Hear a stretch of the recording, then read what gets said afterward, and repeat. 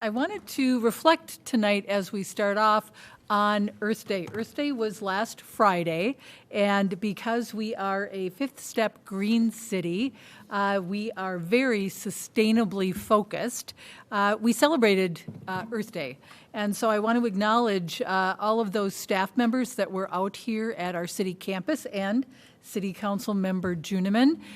They were out picking up trash and all of the garbage that kind of finds its way, in the snow, and then we see it in the springtime when the snow melts. So staff did a fabulous job cleaning up our city campus. I know I also got an email from one of our schools. Edgerton School had a big Earth Day celebration, a lot of cleanup going on in the parks out there.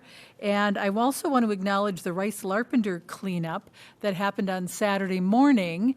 And I will say that it was a very rainy morning. I was out there picking up garbage along with the Rice-Larpenter Alliance, and I want to acknowledge a couple of people that were out there with me in the rain, including our Maplewood fire and EMS personnel. They were out there picking up trash with me.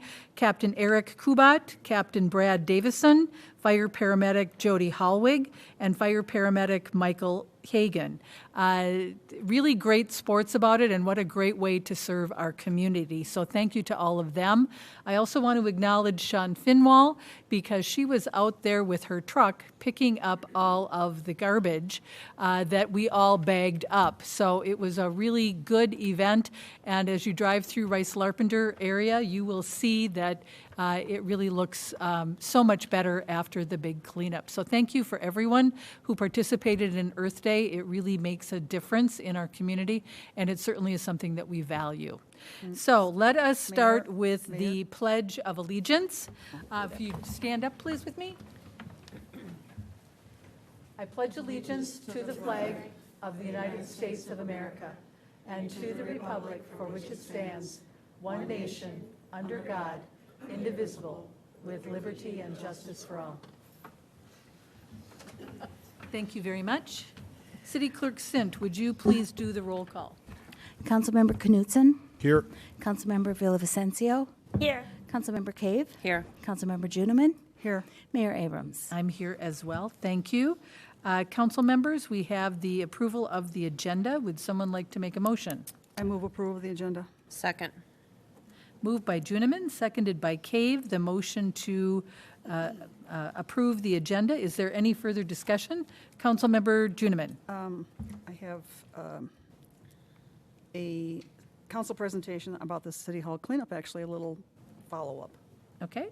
City cleanup coming up in May. Anyone else?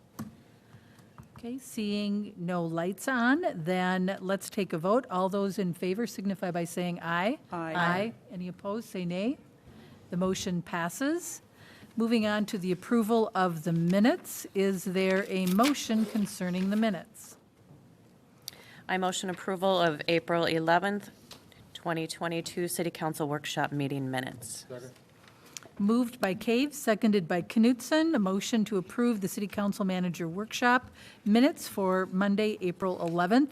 Is there any other discussion? Seeing none, then let's take a vote. All those in favor signify by saying aye. Aye. The motion passes for the minutes. Next, we have our City Council meeting minutes. Is there a motion for that? I move approval. Second. Moved by Juniman, seconded by Cave. A motion to approve the April 11th, 2022 City Council meeting minutes. Is there any further discussion? Seeing no lights, then let's go to a vote. All those in favor signify by saying aye. Aye. Motion passes. The minutes are accepted. Moving on, we have council, administrative presentations. City Manager Coleman, this is yours, the council calendar update. Thank you, Mayor Abrams, members of the City Council. The council calendar is just meant to give you a snapshot of our upcoming council meetings and workshops. So our next meeting will be May 9th. At the workshop, we're going to have a presentation from the Humphrey School on the scattered site housing program that they've been working on with Director Thompson. So you'll hear about that. And then at the council meeting, we're going to have our first quarter strategic plan update. And also an update on Emma's Place. On May 14th, I just wanted to remind everybody that that's Arbor Day, and we will be celebrating that from 10 to 12 on that day. And there'll be some information coming out in the FYI for you on Friday on that. May 21st is our spring cleanup, and that's at Aldridge Arena from 8 a.m. to 1 p.m. And on May 25th, we will, if necessary, have a discussion on the ponds at Battle Creek. I'm not sure that we're going to need that after the meeting we just had prior to this meeting, but it's a placeholder there in case we need any more meetings with you on that. And with that, Mayor, I don't have anything else to add. Under comments from the council, areas of topics of concern, if there are any of those that you'd like to bring to my attention, we'd be happy to work on those on your behalf. Okay, council members, is there anything to add? Councilmember Juniman. How about Emma's Place? Have we heard anything about their Safe Summer program, and where are we with that? And, I mean, summer approacheth. Yes, it does. And we are going to have a presentation by our police department on May 9th. Emma's Place was invited to participate and share with us about the Safe Summer program. And unfortunately, their executive director is not able to make it on May 9th. And so what my intention is to send an email to her. I just learned this very recently, so I'm planning on sending an email to her either tomorrow or Wednesday and inviting her to either put something in writing or talk to her about how she is going to communicate the Safe Summer program to the city. Is it through the police department? But I need to have some discussion with her about that. Yes, thank you. Something has to come of this, because lack of communication has been a problem for what's came to a head in January, and it just seems like it's going on and on and on. And so it seems like there's only one party here who wants a solution. That would be us, apparently. And it can't happen if that's the way it is. So I completely agree with you. And, you know, they were invited, and they were invited if they wanted to send another representative. We just learned that they are not able to make it. So we can offer alternatives to them. But I'll have that discussion with the executive director, and what I'll do is I'll get back to the council through Melinda on that, about what that's going to look like. And at some point, I'm thinking we might have to have a communication to the board. That's another real possibility as well. Thank you for that. Thanks. Anything else, council members? Okay, then council presentations. Councilmember Juniman, you wanted to talk about our cleanup. One more time. First of all, on the Earth Day cleanup, I have to mention here at this campus or in this area that people from the courthouse were out cleaning up around that building, and there's some county people that cleaned up along the trail up above, and we had both police and firefighters working here. So we had a lot, and people from the Y were out cleaning around their building. So everybody literally participated in that, so I want to give them credit. But not only that much cleaning up, we're back to people's garages, basements, dens, piles of paper, whatever. Saturday, May 21st, our usual annual, again, thank you. No, we weren't pandemicked out this time either. At Aldrich Arena, unfortunately, there will be no shredding and no hazardous waste. That it just doesn't coordinate with the schedule. But nonetheless, everything else you can find lurking around your house, behind your garage, in your basement, all that stuff. Saturday, May 21st at Aldrich. We'll be there. Thanks. Thank you very much. Council members, is there anything else that you would like to add to the council comments section? Okay, seeing none, then we move on our agenda to an update on crime with Ramsey County Attorney John Choi. Mr. Choi, would you like to join us, please? Welcome to the Maplewood City Council. Thank you, Madam Mayor and members of the council. Thank you for the invitation to be here and to present some information and data, and hopefully we can have a conversation. It's been too long since I've been in this chambers. I think the last time we were here, we were talking about a suburban joint prosecution domestic violence project, and that project is going really, really well right now. So today I'm going to present some really, I think, some information that I think a lot of people, I think we obviously, have had some challenges with respect to rising violent crime in our community. And a part of my job is to bring forward, the values of our community and to try to solve the challenges that are right in front of us. And so today we're going to have an opportunity.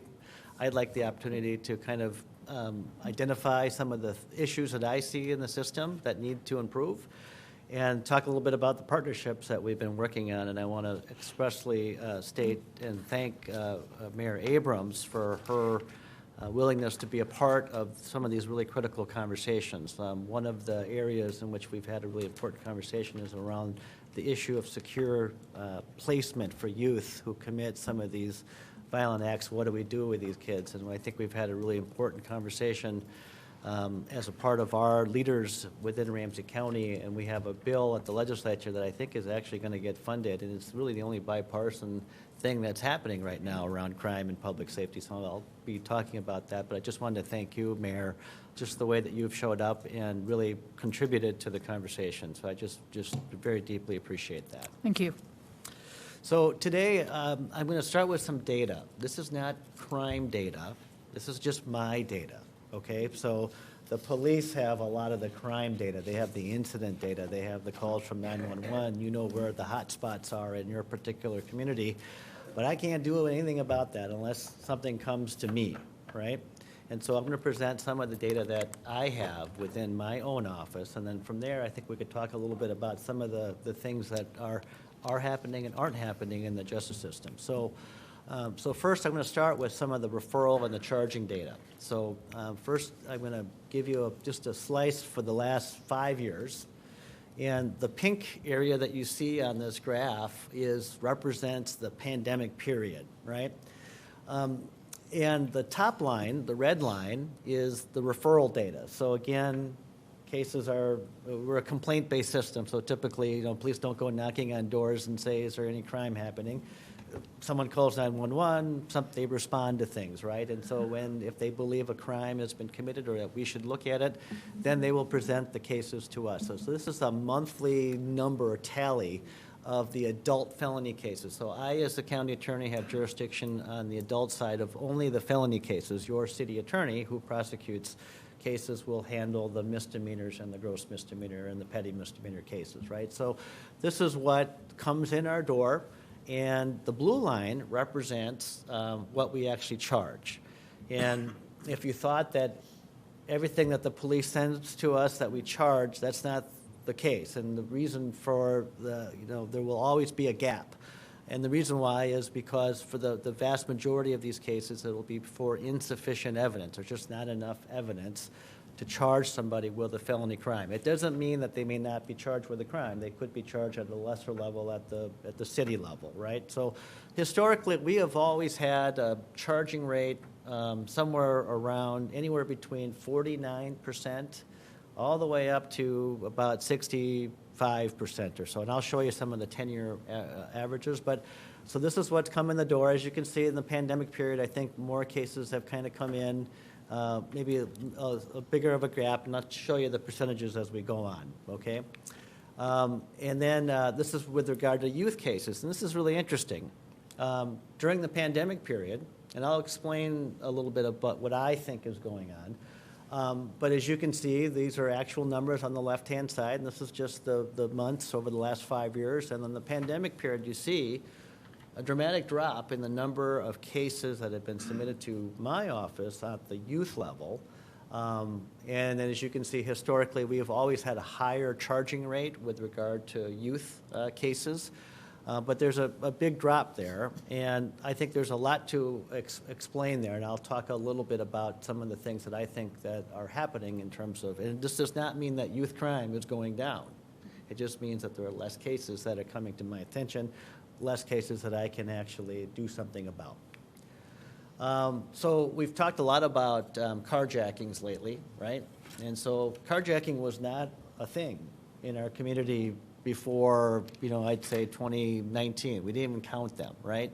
So oftentimes they will come into our office as a motor vehicle theft case and some form of a robbery, So it could be an aggravated robbery, which means that a dangerous weapon was involved, or a simple robbery where there no weapon particularly is involved. So it'll be a combination of those two things.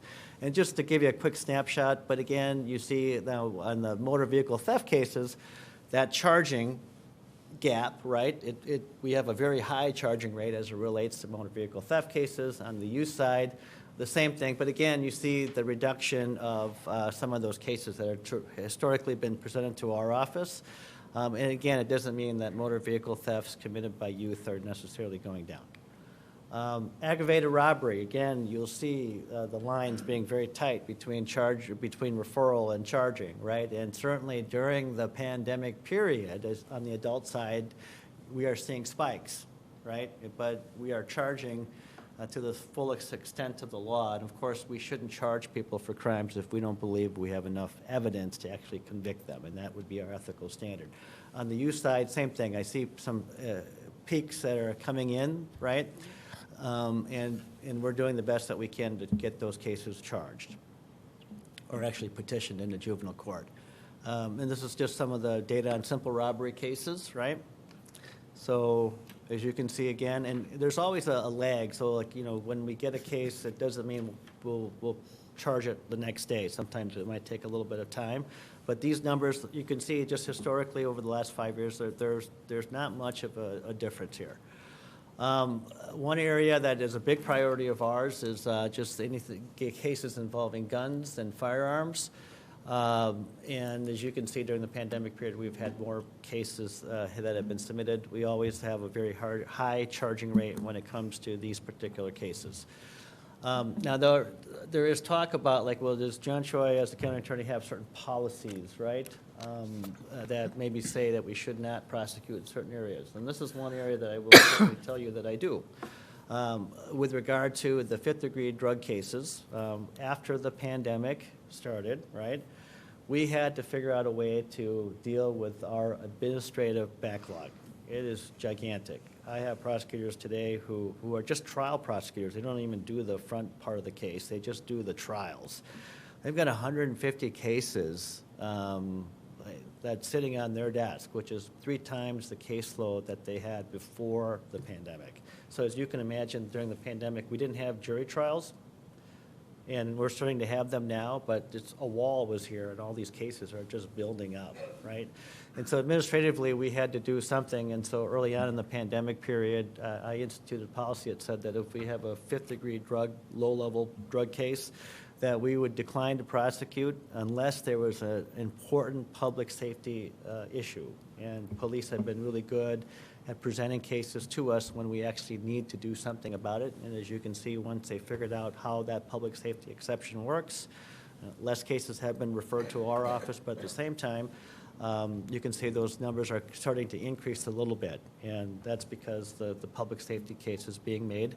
So we had to prioritize these cases, and this was supported by many leaders in our law enforcement community. Former Chief Roseville Chief Maplewood, as well as Sheriff Fletcher, all had very positive things to say or statements of understanding. So this is the 10-year average of just cases that have come into our office. I started as your county attorney in 2011. And over time, historically, the orange represents the referrals, the red is what is charged.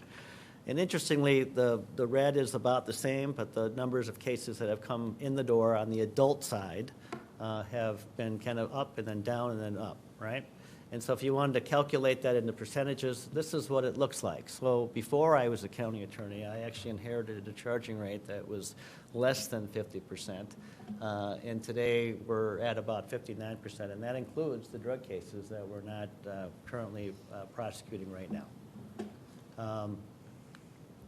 So some issues, and this is probably the most important part of this, to talk about some of the things that I am seeing in the justice system where we really need people like you to better understand and actually be involved as a part of the solutions. So clearly right now we have an uptick in violent crime. This is just information from St. Paul's, what they've reported to the FBI. But in 2020, since the pandemic, and by the way, this is not something that is unique to our community in the Twin Cities area. This is happening all across America where you have some of the, where I say the certain demographics in locations of large jurisdictions, we're seeing this uptick, right? So one of the areas that we've been really attuned to, because this is really scary, it's scary for me, is just this new thing of carjackings, right? So I'm just presenting here St. Paul Police Department data because it's actually, there's a lot of it, right? So here, just this is kind of what the trajectory that we have been on. We're doing everything that we can. I'll talk about some of the things that we're doing around the carjackings. We've had a little bit of an increase in March, but I know that the April numbers, as I have seen them, will go down significantly.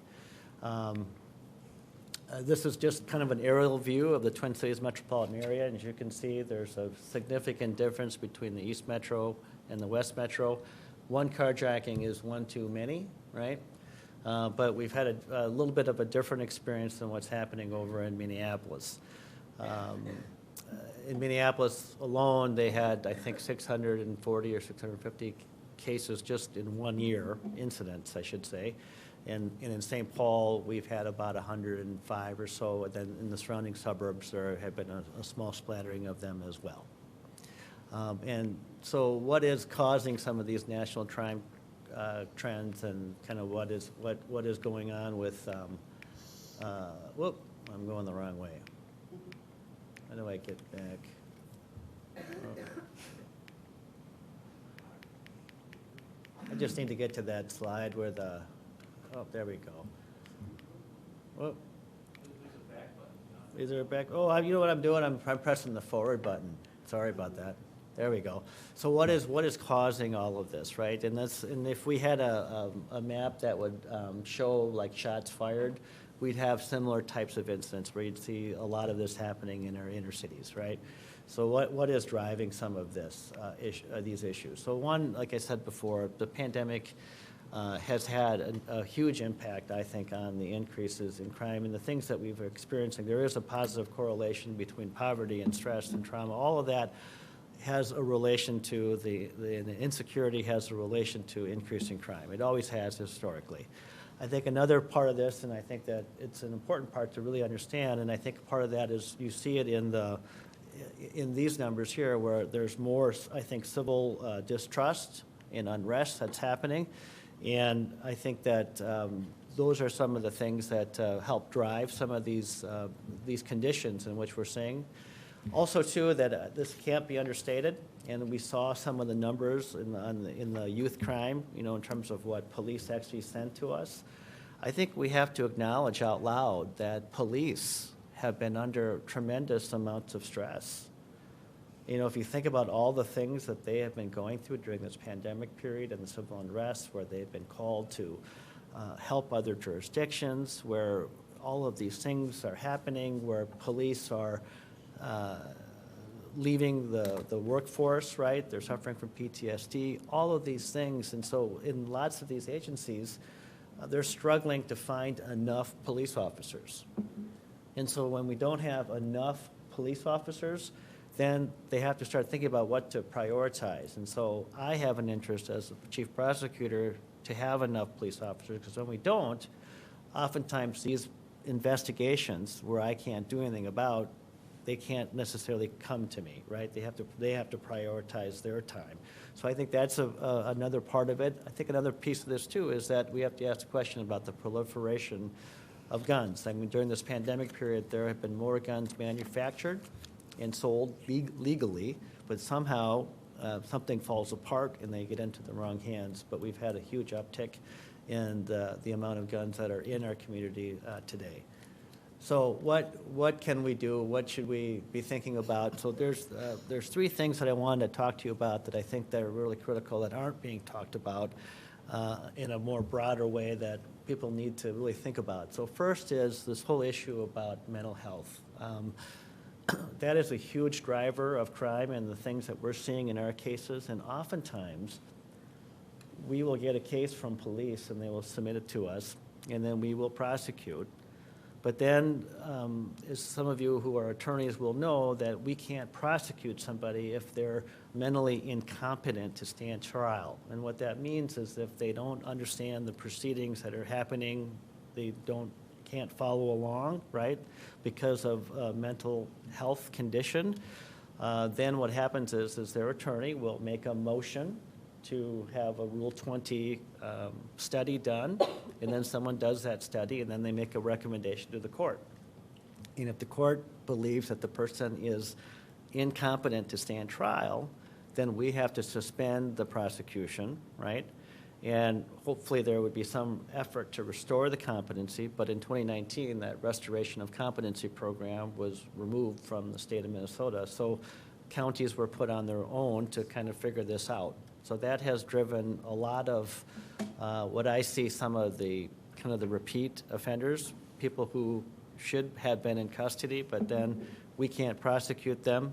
But ultimately, they end up being released, and then they're back to doing exactly what they're doing. This is a common theme in my caseload. I see Rule 20 too often. Now, there's good news is that there is actually a solution for the first time in a long time, and there's really no excuse because the legislature has so much resource right now. We are going to have a bill that's going to pass that's going to do a lot for the restoration of competency. There's an agreement by all of the stakeholders, so whether it's NAMI, whether it's police organizations, county attorneys, everybody has come together. They finally have gotten on the same page to have a solution around Rule 20 incompetency issues. And so the issue there is going to be how much are they going to put into it. But this is real money. This is forever money. Like, unless they take the money away, but it'll be somewhere between $20 million to $50 million will be the investment. So I feel very confident that that's going to pass the legislature and the governor is going to sign that. Another issue is that you've probably heard a lot about cash bail, right? This is something that we've had since the beginning of the genesis of our country. All of us in this room are entitled to have, via our Minnesota Constitution, a certain amount of money that you're allowed to pay to be released from custody. It has to be a reasonable amount related to what you have done.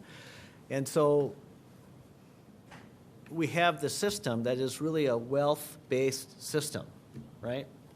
If you have the money, you can get out. And it's constitutionally guaranteed. And so what we have done over time is developed a system by which we set a bail at a certain amount, and if you don't have the money, and if you're poor, you are not going to get out, but if you do have the money, you can, right? Well, after George Floyd was murdered, a little nonprofit called the Minnesota Freedom Fund raised $36 million. $36 million they raised. And they didn't even try. It was just a response to the civil unrest. And so what did they start doing?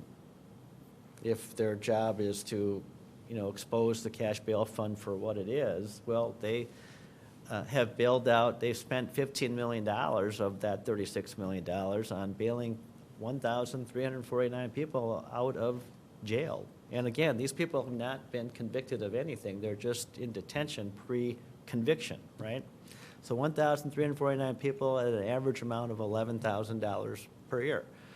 I think that's one of the things one of the frustrating things. Now, the good news is that they've changed their leadership. There's a new board of directors, because they do want their money back, because if they show up to court, right, they get their money back. So this is not a revolving account. So I think the organization figured that out so that they had to make better decisions about supporting people and making sure that they come back to court and making sure that they remain law-abiding. But that's one of the things that I think that people don't fully understand. So, 1,349 people over the course of the last 2 years in Minneapolis and St. Paul, Ramsey and Hennepin, have been bailed out. So that has had an impact a lot.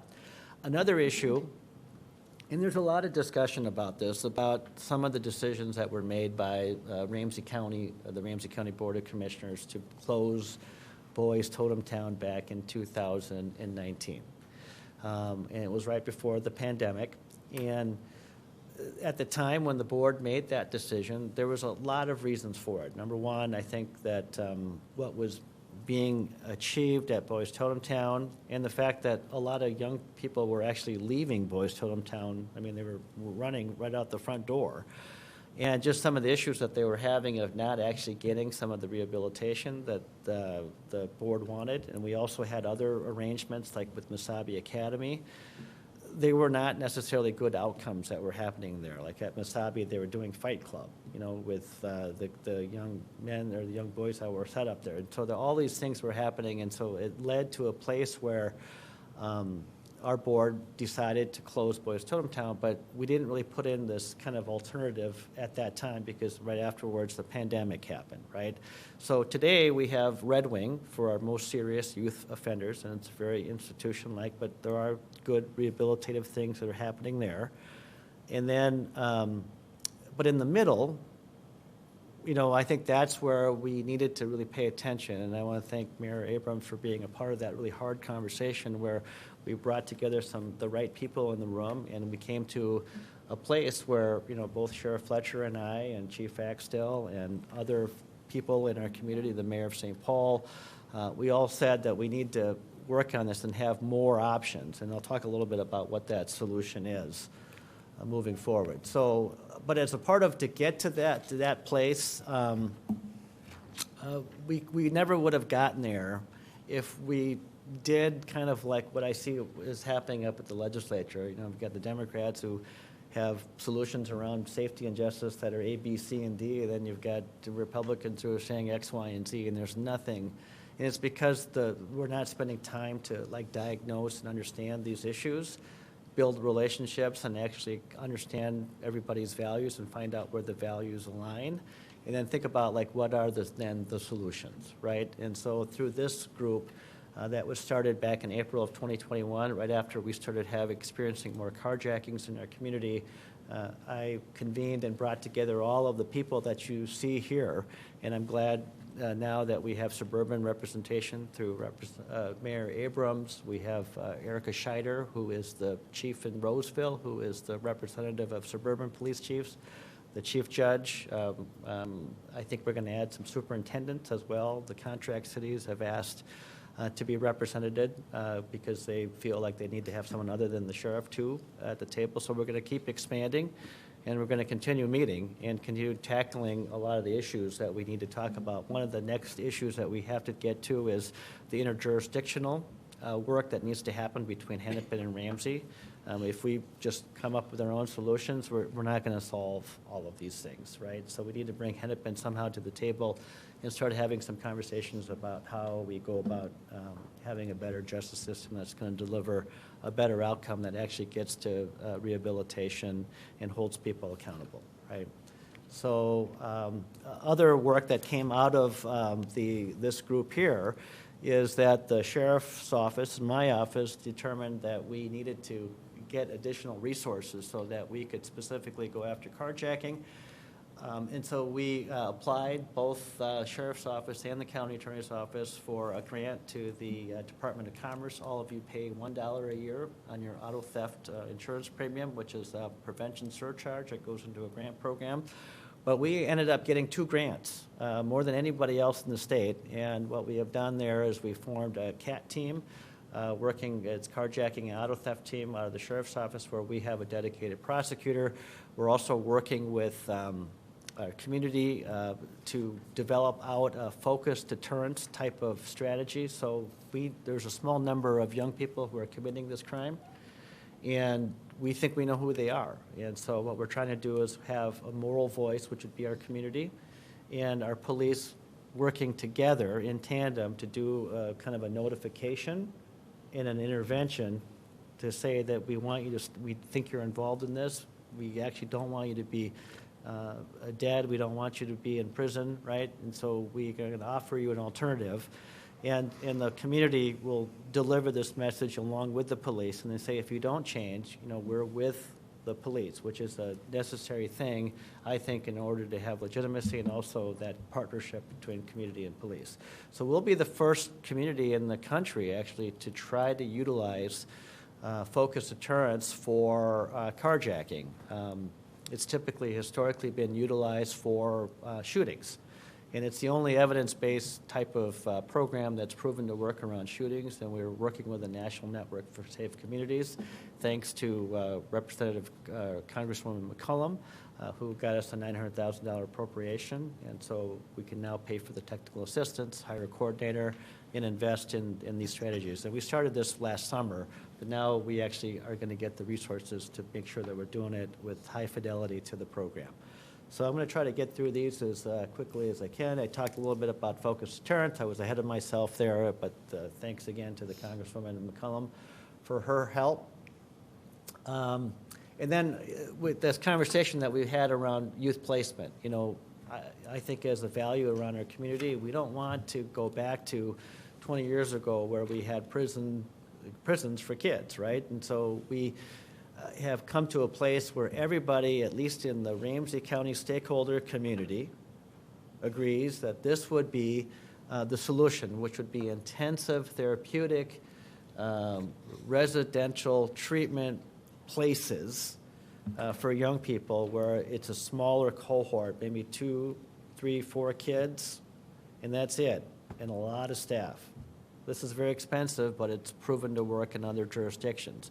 It's probably about $100,000 per kid, but I would argue that if we could save somebody from actually going to prison, because prison will cost us about $45,000 a year, that this would be worth the investment. And we think this actually would be better than anything that we've ever had before. And so I'm hopeful that this legislation can pass. And like I said, this is the only legislation right now that around public safety that actually has Democratic and Republican support. So we're hopeful to have that investment, and we're going to have to maybe even increase the investment because, again, just Ramsey County doing something alone is not going to necessarily solve the issue. We need to have more of a regional approach. I want to talk a little bit about this because people have talked a little bit about some of the policies that I have in my office, and I just want to be really clear about my work and my belief and my value around these non-public traffic safety stops. First of all, I'm not trying to tell police what they want to do. And I worked throughout the past year having conversations with Chief Bearderman after he started as your new chief, and to talk a little bit about like the things that I was wanting and seeing, and just as a prosecutor that I did not want to incentivize. And I'm very grateful for Chief Bearderman about how he showed up to that conversation, where he is going to be working with his police and looking at his policies. But I also did it in conjunction with the St. Paul Police Department as well as the Roseville Police Department. Roseville was very expressly in favor of what we were doing and connected it back to their racial equity policy. But on this issue of these non-public safety traffic stops, the way that I see it, and I used to be a prosecutor that believed that these traffic stops had value, that had public safety value. I no longer believe that because I've seen too much of the data. I also, in terms of the effectiveness of these stops, as well as the disparity data. Black motorists are 4 times more likely to be pulled over on these non-public safety traffic stops. And there are 6 types of stops that I'm focused on, which are just the registration, which is the biggest one probably, the windshield prohibitions, the window tinting, muffler noise, 1 headlight, 1 taillight out, right? So we enacted this policy as a prosecution policy. It doesn't say what police can or can't do, but it's on September 8th. Since that time period, I have not received 1 case from any jurisdiction or any city, any police agency in the city, in Ramsey County. Before the policy, we had a number of these cases in our case files. We didn't apply the policy retroactively, and I don't think things have changed. I mean, I think that police are doing what they need to do, and if they have probable cause, they'll pull somebody over, and I want them to do that if they have true probable cause beyond just those types of violations. So I will continue to work with the police on this and help develop out an alternative, but I really believe from a long-term perspective, this is how we get to public safety. We should be looking at the research, and we should be looking at the data, and I really appreciate how your chief has shown up in that conversation. I'm going to just skip through that. That's a bail reform working group. We're working with the sheriff on this, and we're hoping to do something to try to develop a better alternative than the cash bail system that we have. And I will end with this, last slide. And I want to make sure everybody reads it, but this is the number one policy that I have in my office, which is to prioritize violent behavior and to prove those cases when we can. So with that, I will stand for any questions that the body might have. Thank you for that presentation, Mr. Choi. Council members, questions, comments? Councilmember Juniman, your light was on first. Thank you, Mayor.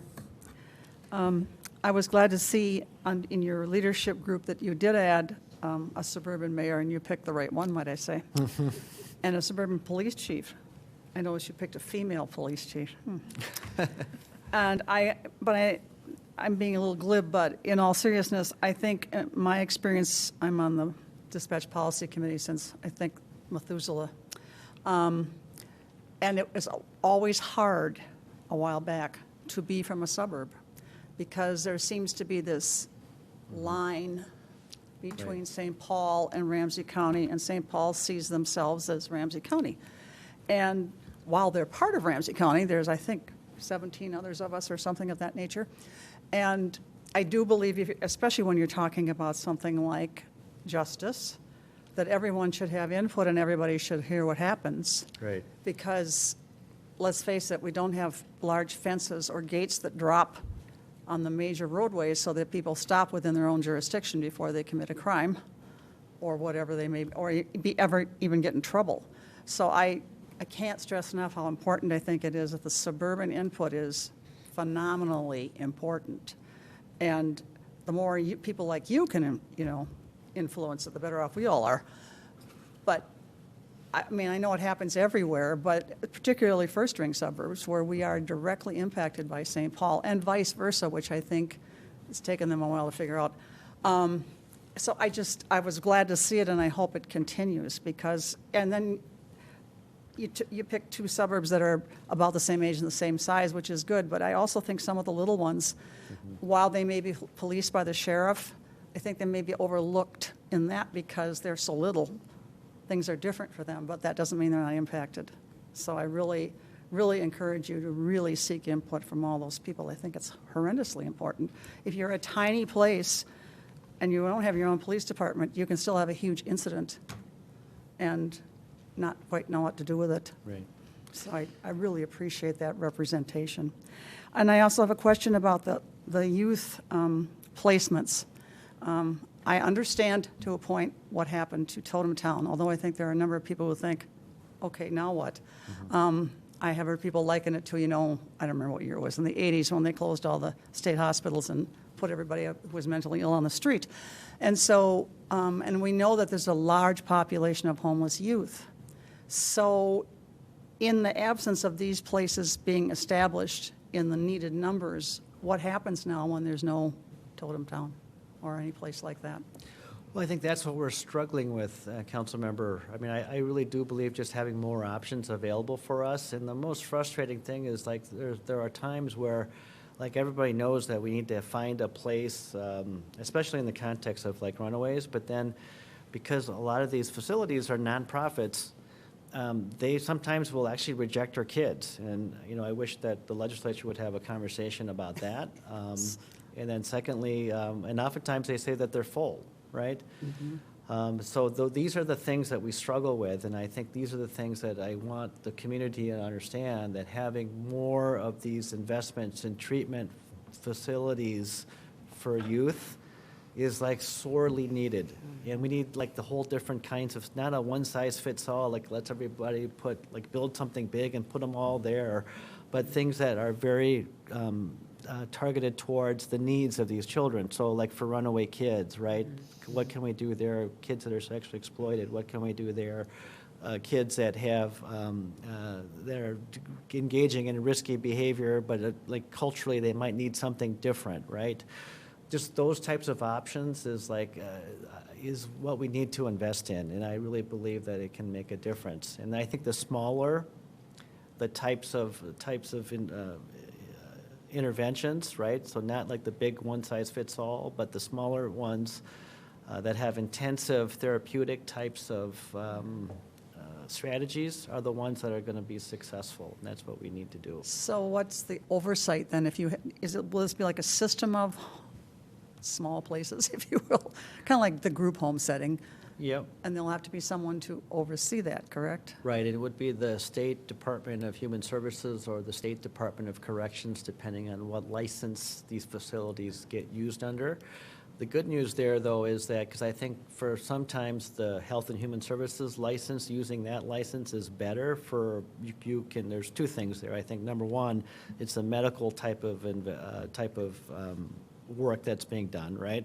And the second piece of this is that it can be funded by Medicaid, so it's more sustainable for the county or whoever will engage in that. And then ultimately, I guess the overseer of it all would be the licensure. So it would be out of the corrections department if it's a correctional facility, or the Department of Human Services. But the good news is that if we were to use the Health and Human Services licensure, we've been working with the state of Minnesota, and they have given us approval so that we can have certain placements that are locked.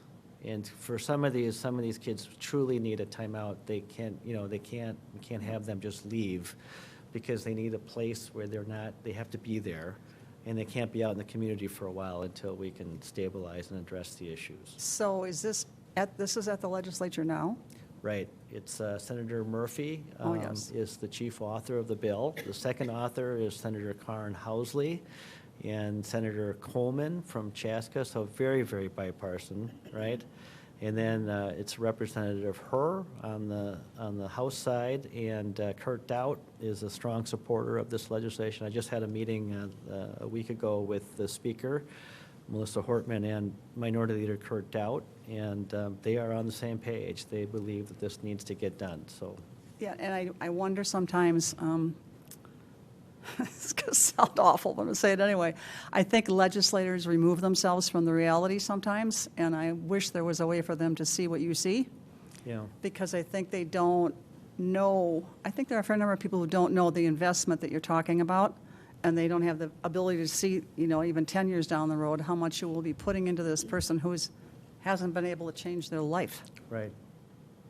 Thank you. And also, too, I think it's not just the young person, but it's families and parents Yes. who are just really desperate for help. And so I think that's where we're failing, and that's what we need to have an infrastructure of. I mean, it'd be a great vision, wouldn't it, if like a parent who's struggling with a teenage son, that there would be just a place, you don't have to pay, just we could figure out a way to help, right? We don't have like that service center type of approach, and it'd be great if we did. Thanks. Thank you. Councilmember Cave. Just a quick comment. Thank you for your presentation. It was very enlightening. We're very supportive of our community here, and I see you are too. I know there's a lot of work that needs to be done, and there's a lot of regional work too. And the work you're doing with the juveniles is near and dear, and I hope, all the luck, everything goes through with that. Thank you. Thank you. Thank you. Any other comments, council members? Mr. Troy, I don't mean to put you on the spot, but your presentation, I think, has been very, very helpful. And I want to invite you to attend one of our Ramsey County League of Local Government because that particular group, I'm the vice chair on that group, and we meet on a monthly basis and have different kinds of presentations. I think I might have mentioned this to you before, that this is a kind of presentation, and I think that will capture some of the smaller cities. We also have representatives from the school districts. We have representatives from the chambers of commerce that attend our training as well, plus any staff member from any member who belongs. So any Maplewood staff member could attend, and we do them by Zoom. But I think this is the kind of information that people are looking for, because I know as council members, we're hearing about the increase in crime, and the question is, what are you doing about it? Right. And I have to say that the crime reduction leadership team, we have had some very robust discussions about what we need to do to help kids in the community. And I know that there are other places where kids have been sent from Ramsey County, including, is there one in Lino and one up in northern Minnesota? I just don't remember all of the locations Right. where kids are being sent. The problem with that, though, is that that takes them out of the community, away from their families, and if they're, and it also doesn't ensure that they're getting the kind of intensive treatment that they really need. And so the thought of these smaller facilities where those juveniles who need to be protected from themselves, and they also, the community also needs to be protected, so a locked situation would best be served by these smaller kinds of facilities located within Ramsey County so that they can be here and have the oversight that's necessary to make sure that they're getting the help. Because, you know, the numbers, I'm sure many people have, you know, read the article in the Minneapolis paper about juvenile crime, and, you know, without intervention, then, you know, the likelihood that juveniles are going to go on into the adult correctional facilities and go through, you know, adult crimes or commit adult crimes is all too pervasive. And so certainly we want to intervene when, you know, when these kids are identified in our community, and do that early on. So thank you very much. Thank you for your presentation, and I'll talk to you about coming to the Ramsey County Yes, please. Local Government by Zoom call, okay? Great. Thank you so much. You bet. Thank you. Okay, council members, moving on, we have the resolution for commissioner reappointments. City Manager Coleman, I believe this is yours. Yes, thank you, Mayor Abrams, members of the City Council. Tonight before you, there's a list of commissioners whose terms have expired or will expire on April 30th of this year. The commissioners who are interested in continuing to serve were asked to fill out an assessment to evaluate their time on the commission and to provide input to the council. These commissioners approved for reappointment will serve another term, with the new term expiring 3 years from the term expiration date. So everybody here tonight is going to get 3 additional years. Currently, there are 6 commissioners whose terms will expire on April 30th. 4 of them have submitted applications for reappointment, and they are Richard Curry with the HPC, David Hughes with the HPC, Amanda Reinhardt with CDRB, and Kimmy Porter with the Park and Recreation Commission. We heard from Karen Papa that she is not interested in seeking reappointment, and we did not hear anything from Anant Shankar, and staff has not been notified of his status. So I don't know if he retired or what happened, but we don't know, so. Yeah, we gotta find him. So there is a resolution for your approval this evening. It's attached in your packet on page 41, and it does list the folks that I just mentioned for the CDRB, the Heritage Preservation Commission, and the Parks and Recreation Commission. Thank you. Any comments or questions, council members? Councilmember Juniman. Are we going to make more attempts to get a hold of Ananth, or, I mean, he's been the stalwart of our Yeah, well, you know, CDRB. he actually started, I think, on the commission, was it 1994? Yeah, I think so. Something a long time ago. So he might have retired and faded into the sun, you know, went to Arizona. I don't know. But we will, I think Okay. Mr. Martin has been trying to contact him, and so has Lois. But Thank we you. will continue to do Thank so. you. That would be a big hole. Well, I'll motion to approve the attached resolution for commissioner reappointments. Second. Moved by Cave, seconded by Juniman, the motion to approve the attached resolution for commissioner reappointments. Any further discussion? Hearing none, then all those in favor signify by saying aye. Aye. Opposed, say nay. Motion passes.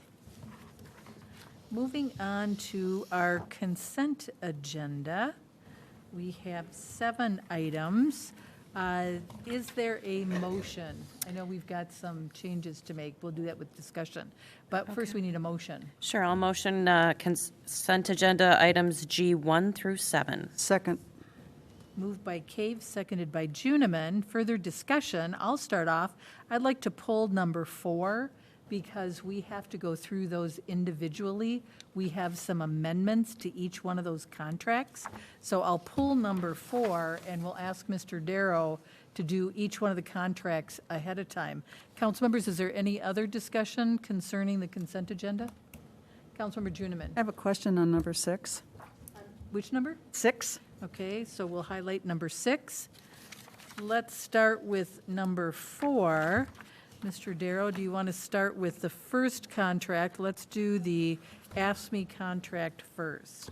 Sure. Good evening, Mayor and Council. On the AFSCME contract, Section 9.1, we'll continue to keep that existing language, which says that non-exempt employees who are placed on call will be paid 2 hours at straight time for each weekday they are required by the employer to work. So we'll bargain for the overtime rate that was in the proposed contract as part of the 2023 negotiations. So we are not changing it. That is correct. It Yep. is, so that would have to be obviously edited. That's correct. Yep. Okay, so with that, council members, why don't we get a motion for that as amended by what Mr. Darrow just explained about removing the standby pay.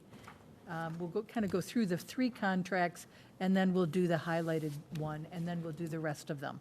I think that's the most logical way. So is there a motion concerning the AFSCME contract? I move to approve the 2022 collective bargaining agreement between the City of Maplewood and AFSCME as amended. Okay. Second. Moved by Juniman, seconded by Knutson. The motion to approve the AFSCME contract as amended, removing the standby pay for non-exempt employees that Mr. Darrow just explained. Is there any further at 9.1? Did you get that, Ms. Sint? Okay. Is there any further discussion about that? Hearing none, then all those in favor signify by saying aye. Aye. The motion passes. Mr. Darrow, let's move on to the MCSA contract that also needs to be amended. Yes. So we are proposing an amendment to Section 19.1, holidays observed to include June 19th or Juneteenth. And Is your then, microphone on? yeah, it is. Hello, testing. It's a little hard to hear. Okay. Did you catch that? So amending Section 19.1 to include June 19th, and then update Section 20.1 to include, instead of as sworn officers of the union, replacing that with employees hired before June 5th, 2001, who are licensed peace officers in the bargaining units. Our document says May 5th. Yes, that is correct. Sorry, I had the wrong. Is it May 5th? It is May 5th. Okay. Yep.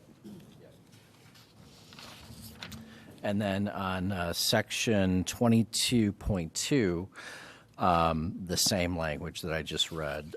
So instead of as sworn officers of the union, we'll replace that employees hired before May 5th, 2001, who are licensed peace officers in the bargaining unit. And those are the proposed changes for MCSA. Okay. Any questions or comments about that? Is there a motion concerning the MCSA contract? I move to approve the 2022 collective bargaining agreement between the City of Maplewood and the MCSA as amended. Thank you. Okay. Moved by Juniman, seconded by Knutson.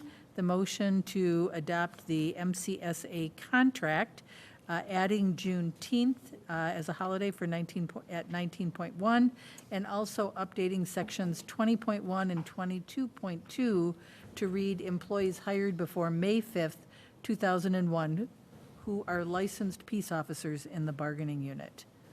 Any further discussion? Hearing none, then all those in favor signify by saying aye. Aye. Any opposed? Motion passes.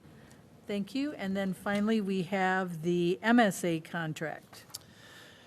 And no proposed changes. So we are recommending approval of the contract that's in your packet. Is there a motion? I move approval of the 2022 collective bargaining agreement between the City of Maplewood and the MSA as it stands. Second. Moved by Juniman, seconded by Knutson. The motion to approve the MSA 2022 collective bargaining agreement contained in our packet. Any further discussion? Hearing none, then all those in favor signify by saying aye. Aye. Any opposed? The motion passes. Okay, now let's go to G6.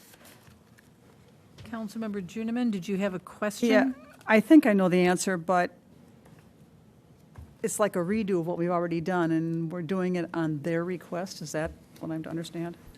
Mr. Beatty? Yes, Madam Mayor, council members, yes, the council approved the First Amendment in February, and that was reflected in the minutes, which is legally sufficient. The title company wants a piece of paper that they can record, so we're adopting a resolution that said, yes, we really did approve this in February, so they can record it. Okay. That's all it is. You know, and actually, if you look at J2 on the next page, we're getting ahead of the game on this new one so that we don't have to later come back and adopt a resolution Okay. reaffirming what So we did. we're just holding their hands with a piece of paper. I got it. Thank you. Thank you very much for that. Okay, so we're now going to be approving, I guess it's G 1 through 3, and then 5 through 7, because 4 was adopted separately. So, is that clear in the motion, Ms. Sint? Okay, so G 1 through 3, and then 5 through 7. Any further discussion? Okay, then let's vote. All those in favor signify by saying aye. Aye. Any opposed? The motion passes. Our consent agenda is completed. Thank you. No public hearings tonight, no unfinished business. Moving on to new business.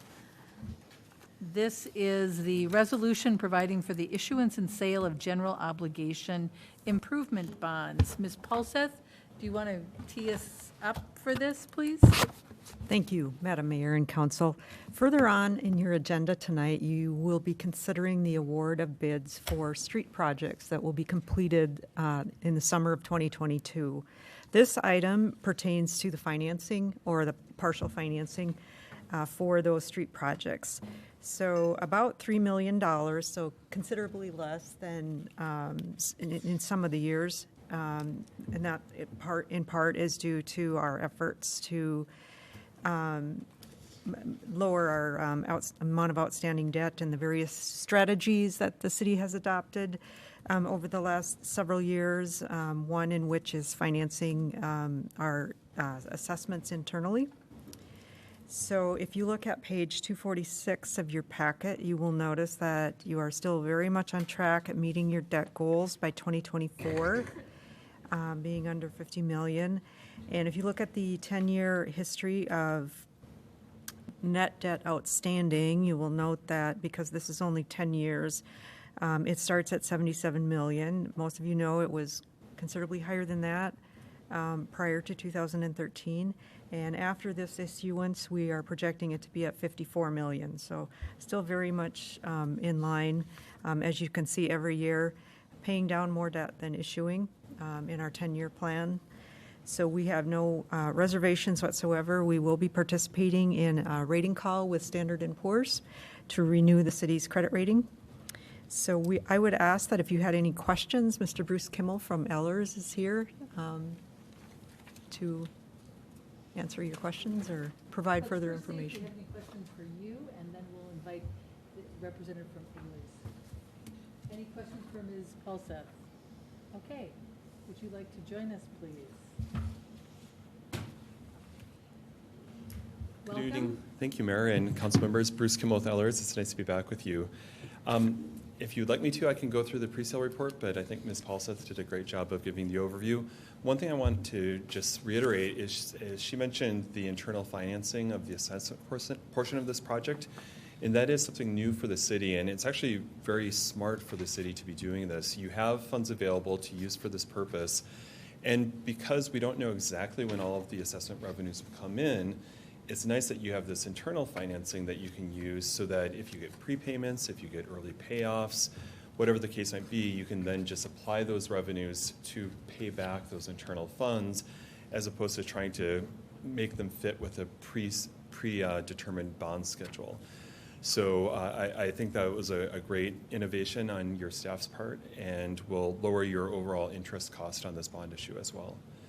I would note, unfortunately, I've come to you many times in the past saying, hey, we beat our estimates, and I look like a hero, right? Well, that ride is ending, unfortunately, at least for now. Who knows? It might change again.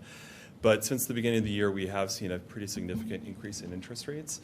By historical standards, they're still very low, but even last week, they increased by about 20 basis points, or 0.2%, which again, when you're very, very low, 0.2% is a huge amount, right? Even though by the standards of the 90s or the early 2000s, we're still doing very, very well. So I want to just maybe knock on wood and say I hope to be able to deliver the interest rates that we have in our pre-sale report, but they might be a little higher. We'll do our best and just send, good energy to the bond market when your bonds are about to sell. Finally, I will note, Ms. Paulseth mentioned your AA+ rating.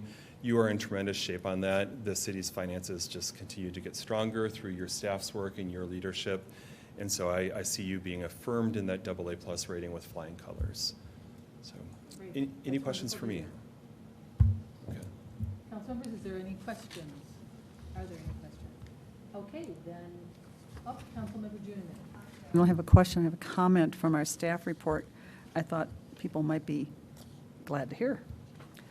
It says the 2022A issuance is approximately $1 million less than estimated in our CIP process due to the receipt of grants and other revenue sources. So I just want people to know, staff and everyone is always doing everything they can to keep costs down and ratings up. So I just want to call that to people's attention. Thank you for that. Anything else? Is there a motion? I move the resolution providing for the issuance and sale of general obligation improvement bonds, Series 22A, in the amount of $3,070,000. Second. Moved by Juniman, seconded by Cave. The motion to adopt the resolution approving the issuance and sale of general obligation improvement bonds, Series 2022A, to be issued in the proposed aggregate principal amount of $3,070,000. Any further discussion? Seeing no lights on, then let's take a vote. All those in favor signify by saying aye. Aye. Any opposed? The motion passes. Thank you very much. Thank you for your help. Thank you, Ms. Polka, for all of your work and your staff that was on this. Mhm.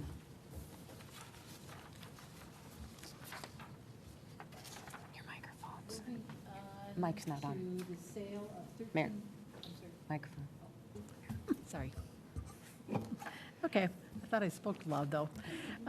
The sale of 1375 Frost Avenue and 1900 Clarence Avenue. Mr. Thompson, this is yours. Thank you, Mayor and Council. So this item is related to the sale of some property in Gladstone.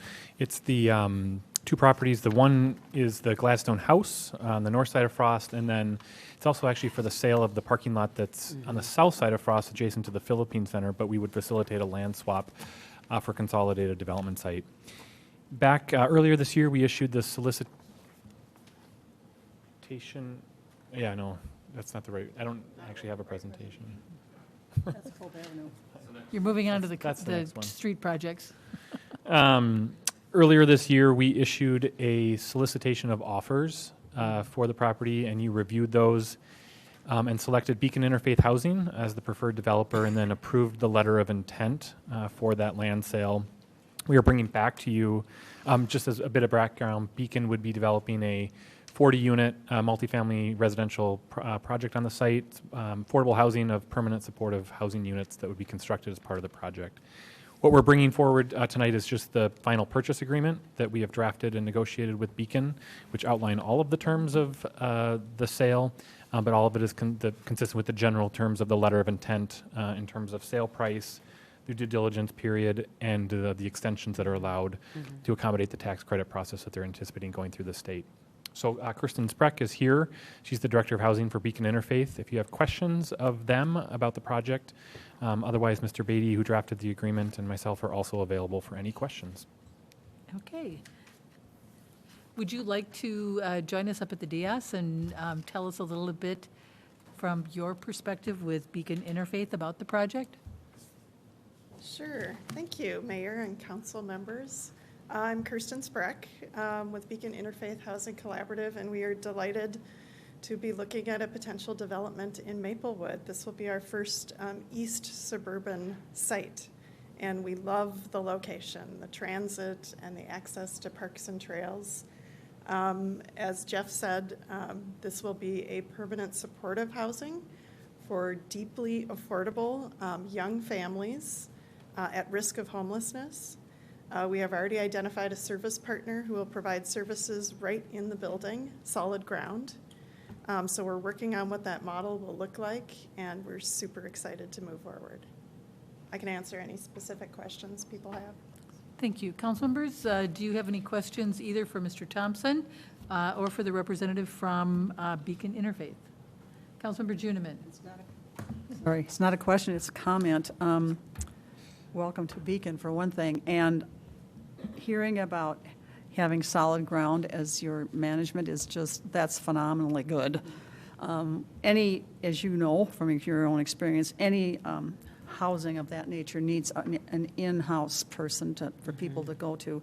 And I do know that solid ground is on solid ground, let me say. So we're very glad to hear that. Thank you. Thank you. And I can't tell you how excited we are to know that the Gladstone House is going to be knocked to the ground. We'll definitely put something more attractive in its place. Yeah. That's good. Thank you.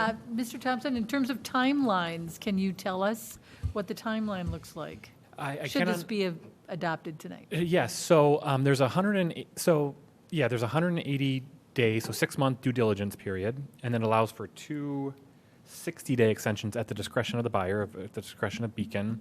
And so it's a total of, boy, my math, that would be 1 year. So from the date of the purchase agreement allows for up to 1 year from now for the due diligence period. The main driver of that is the state tax credit process, which we're familiar with because we've gone through that with this property last year and we're unsuccessful. So it's something that developers do request in order to, that length period of the due diligence is common to accommodate that process.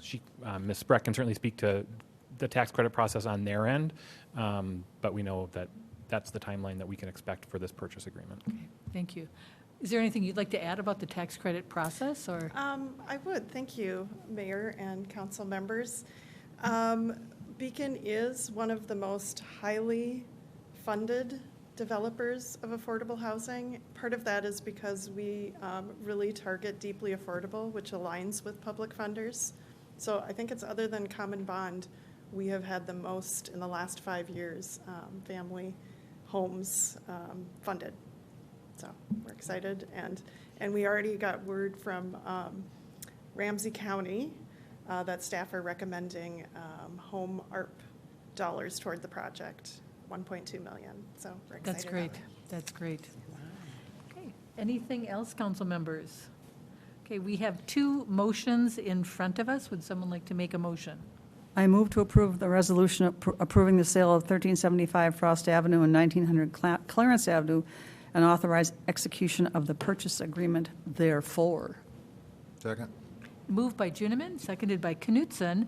The motion to approve a resolution approving the sale of 1375 Frost Avenue and 1900 Clarence Avenue and authorizing execution of the purchase agreement therefore. Any further discussion? Hearing none, then all those in favor signify by saying aye. Aye. Any opposed? The motion passes. The second motion, would someone like to make that? I sure would. I move to approve the purchase agreement with Beacon Interfaith Housing Collaborative for the sale of the properties at 1375 Frost Avenue East and 1900 Clarence Avenue North. Second. Moved by Juniman, seconded by Villavicencio. The motion to approve the purchase agreement with Beacon Interfaith Housing Collaborative for the sale of properties at 1375 Frost Avenue and 1900 Clarence Avenue North. Any further discussion? Hearing none, then all those in favor signify by saying aye. Aye. Any opposed? The motion passes. Welcome Thank to you. Maplewood. We're excited to work with you. Thank you. For the housing. Okay, we are now moving on to our street projects. We have Yes. 2 street projects with us, or to discuss tonight. Mr. Thompson, or not, I'm sorry, Mr. Thompson, Mr. Love, this is yours. Yes, good evening, Mayor and Council. So, as you mentioned, we have 2 street projects before you tonight. Both of them, we've recently had our bid openings. I'm joined by John Drosch, our Assistant City Engineer, who's going to give a very short presentation on the bid results. I will say that this was probably one of the more anticipated bid openings we've had with supply chain issues and everything going on in the world, you know, seeing where, I know from the time we made the CIP to the time we brought the feasibility to our engineering estimates, we've been adjusting as we go along. And John will give you a report on how those bid openings went. Thank you. Thank you, John? Steve. Thank you, Mayor, Council. So like Steve said, this project is before you tonight to receive the bids and consider awarding a construction contract. So the Cope Avenue Improvement Project includes improvements on Cope Avenue from English Street all the way over to White Bear Avenue. And those do include a full-depth reclamation of the project streets, the installation of new concrete curb and gutter, new street pavement, upgrades to the storm sewer system, a full replacement of the water main system out there, sanitary sewer lining within the project area as well as throughout the city, and the addition of a sidewalk along the entire north side of Cope Avenue. Also included, one of the bigger features with this project is the reconfiguration of the streets. We're looking at narrowing up the streets quite significantly, making some changes to the lane configurations to better fit with current and future traffic demands, to improve traffic safety and try to slow people down out there, as well as reduce unnecessary impervious surfaces within the project area. So pretty extensive project. We received 3 valid bids on this project. The low bid came from Park Construction Company at just over $3,746,000. Now that was $275,000 over that engineer's estimate, mostly in the water main and sanitary sewer realms and those materials, which, like Steve said, is most likely reflective of the current world events as well as material shortages. Looking at other bids on other projects within the city as well as in neighboring cities, we do feel that these bids are competitive in the current bidding market. So that being said, the overall project budget, which includes a 10% contingency as well as a 12% overhead, came in at $4,615,000. That is $687,000 over the current funding plan. Like I said before, that's mostly in the water main and sanitary sewer portions of the budget, and those will be those increased costs are to be accommodated by contributions from St. Paul Water, so additional contributions from St. Paul Water as well as the sanitary sewer fund. It isn't shown on the screen here, but we were recently notified by the Ramsey-Washington Metro Watershed District that we were successful in getting a grant from them for $50,000. And that is mainly due to those street reconfigurations that we're doing as part of the project in reducing impervious surfaces by about a half acre on this project. So happy to report on that. And then just finally, even with this increase in the project budget, the bonding is still estimated to be about $129,000 below that estimated during the capital improvement plan. So we are still below that. That being said, staff is recommending approval of the resolution on the screen, awarding construction contract for the Cope Avenue improvements to Park Construction Company for the base bid only. There was a bid alternate on this project, and that was for an alternate for PVC water main materials. Due to the material shortages, St. Paul Water wanted to offer an additional material type just to obtain better bid pricing, but those prices actually came in higher, and they weren't available this construction season. So we're recommending the approval of that resolution for the base bid only. With that, we are available for questions. Any questions for Mr. Love or Mr. Drosch? Councilmember Juniman? No, I'm just waiting to. To make the motion? Yes. I saw you Oh, sorry, no. working on your microphone there. Well, I can, Okay. I can comment. Culp Avenue has been very aptly named for quite some time. People will have to think a new thought about it when it's done. Yeah, They won't have nearly as much coping pretty to do. exciting. Yeah. Okay, I see no questions. Would someone like to make a motion? I move to approve the resolution receiving bids and awarding a construction contract for Cope Avenue Improvement City Project 21-06 to Park Construction Company for the base bid only. Second. Moved by Juniman, seconded by Cave. The motion to approve the resolution receiving bids and awarding a construction contract for Cope Avenue improvements, City Project 21-06 to Park Construction Company for the base bid only. Any further discussion? Hearing none, then all those in favor signify by saying aye. Aye. Any opposed? The motion passes. Cope Avenue takes the next step forward. We have one more street project, Jarvis Area Pavement Rehabilitation. Mr. Love. Mayor and Council, so pretty much what I said in front of the Cope Avenue stands. The one nuance that John will also cover is on the map there, Ariel Street is a border street with City of North St. Paul, and we've been coordinating with them on this project, and you'll see that there's actually two motions related to this because of that. There's a JPA there. So John will probably cover all that in his presentation, though. So with that, I'll turn it over to John. Mr. Charoche. Thank you, Steve. Thank you, Mayor, Council. This project is also before you tonight for receiving the bids and considering awarding a construction contract. The streets included in this project are shown on the right-hand side of the screen. And these streets are also receiving a full-depth reclamation, but this one is a little different. It's more of a spot replacement of concrete curb and gutter, the severely deteriorated concrete curb and gutter, as opposed to the full replacement like the last project. We're also looking at new street pavement, repairs to the sanitary sewer system and storm sewer system, the replacement of large portions of the water main system in the project area, as well as the addition of a sidewalk on the north side of 11th Street from White Bear Avenue over to Ariel Street. Like Steve said, this is a joint project with the City of North St. Paul. Ariel Street is a border street with North St. Paul. We've been working with them throughout the project. North St. Paul City Council did recommend at their last council meeting moving forward with bid alternate number 2 with this project. And bid alternate number 2 included the rehabilitation of Ariel Street with the addition of a sidewalk on the east side of Ariel Street. Bid alternate number 1 did not include that.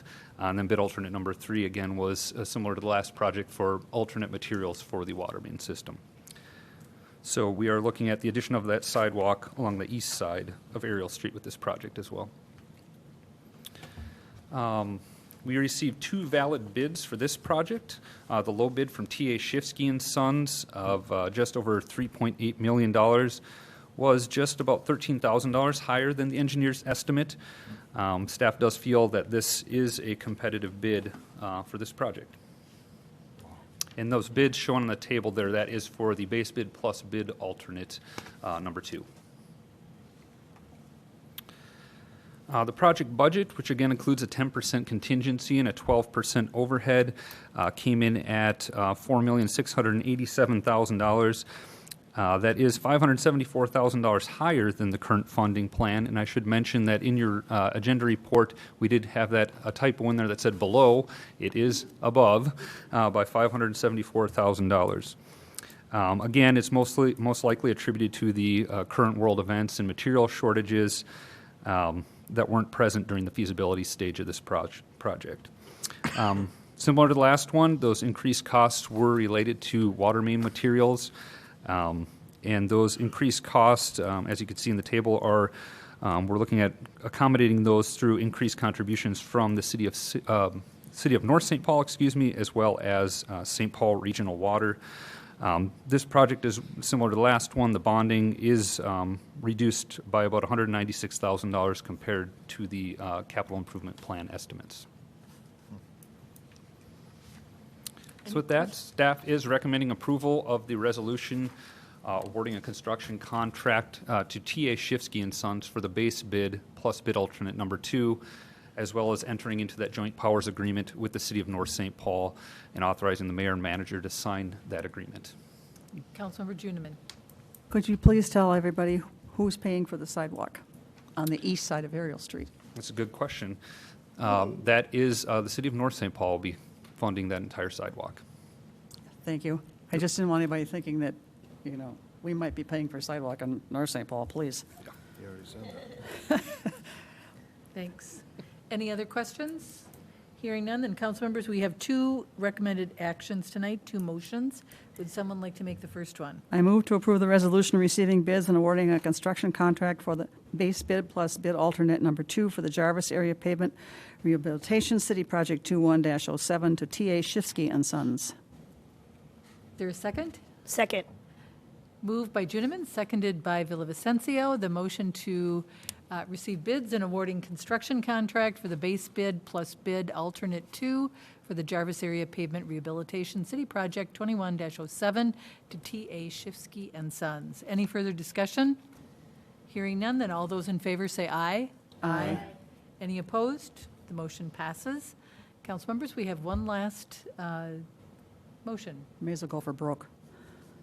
I move to enter into the joint powers agreement with the City of North St. Paul and further authorize mayor and city manager to sign the attached joint powers agreement. Minor revisions as approved by the city attorney are authorized as needed. There a second? Second. Don't all scream at once.